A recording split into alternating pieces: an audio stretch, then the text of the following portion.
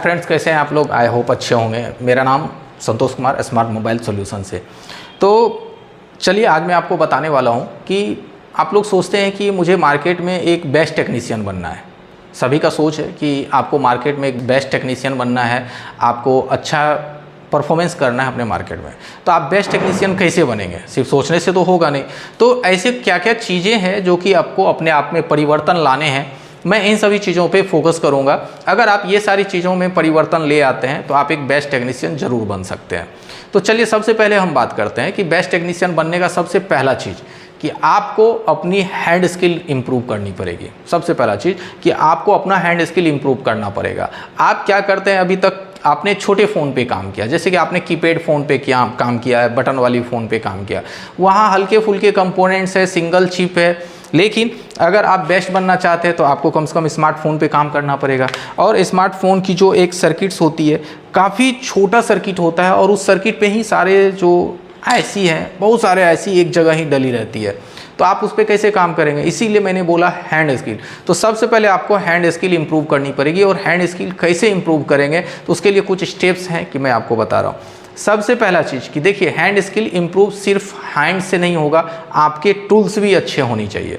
अगर अच्छी टूल्स की मैं बात करूं तो ट्विजर बेटर होना चाहिए, उसमें कोई भी ट्विजर आपका टेढ़ा नहीं होना चाहिए, एक बैंड ट्विजर, एक स्ट्रेट ट्विजर, ये सब सारी चीज़ें आपकी होनी चाहिए। दूसरा चीज़ कि नीड है, कंपलसरी है, आपके पास माइक्रोस्कोप होनी चाहिए।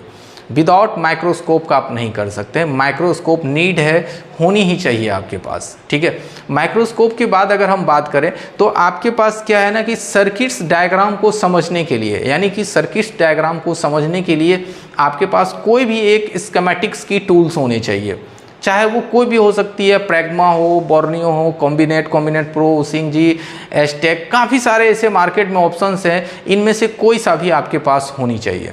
अगर ये सब चीज़ है तो होने के बाद आपको उन चीज़ों में सर्किट्स को समझने का आइडिया भी होना चाहिए कि किसी भी लाइन को वहाँ किस तरह से फाइंड आउट करते हैं, वो लाइन कहाँ से कहाँ जा रही है, कितना कंजप्शन होता है।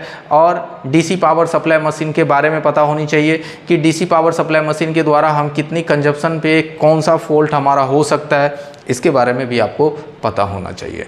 तो ये सारी चीज़ें होने के साथ साथ जो कि आगे है वो है आपके पास सॉफ्टवेयर। सॉफ्टवेयर में क्या होता है कि जैसे आप ईएमएमसी का काम करते हैं, ईएमएमसी क्या है, बैड हेल्थ होता है, ईएमएमसी डैमेज होता है, पार्टीशंस करप्ट करते हैं, यहाँ तक कि ईएमएमसी खराब हो जाता है।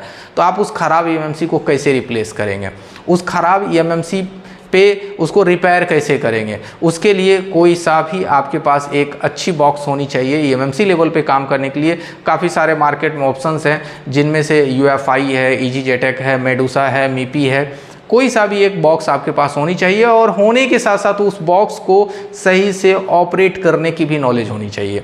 तो ये सब सारी चीज़ें जब आपस में एक स्टेबल और तरीके से यूज आप करना सीख जाते हैं तो आप अपने मार्केट का नंबर 1 जरूर बनेंगे।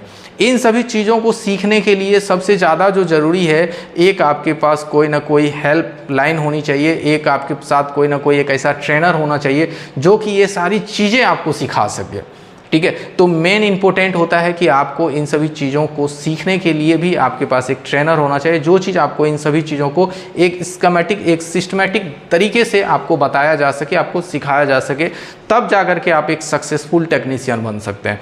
क्योंकि पुराने फ़ोन में देखिए एवरीवन, सर्किट छोटी हुआ करती थी, 1-2 चिप हुआ करता था, तो उसको बनाना आसान था। बट अब के जो बोर्ड हैं वो काफ़ी सारे सिग्नल्स पे काम करते हैं, काफ़ी सारे पल्सेटिंग एंड इनेबल पे काम करता है। उसके लिए अब काफ़ी सारी जो है सर्किट्स आ गए हैं। एक बोर्ड में कई प्रकार की ऐसियाँ भर गई है, एक ऐसियाँ 2, 3, 4 कर करके आज सर्किट्स में देखें 10-15 चिप लगी हुई है हर चीज़ के लिए। तो उन सभी चीज़ों को किस तरह से कंट्रोल करता है सीपीयू, किस तरह से सीपीयू उसको एक्टिवेट करता है, डीएक्टिवेट करता है, सीपीयू को काम करने के लिए कितने वोल्टेजेस की ज़रूरत है, क्लॉक क्या काम करती है, रीसेट क्या काम करती है, डाटा क्या काम करता है, ये तमाम चीज़ें जब तक आप नहीं समझेंगे तब तक बेस्ट नहीं हो सकते हैं। तो ये सब सारी चीज़ें आप सीखेंगे तो आप अपने मार्केट, अपने दुकान का सबसे बेस्ट टेक्नीशियन बन सकते हैं, अपने एरिया का सबसे बेस्ट टेक्नीशियन बन सकते हैं। तो आई होप आपको ये समझ में आया होगा कि एक बेस्ट टेक्नीशियन बनने के लिए किन किन चीज़ों की ज़रूरत है। ये सारी चीज़ अगर आप कंप्लीट कर लेते हैं तो आप ज़रूर बेस्ट बन सकते हैं। ओके, तो आज के लिए इतना ही एवरीवन, थैंक यू।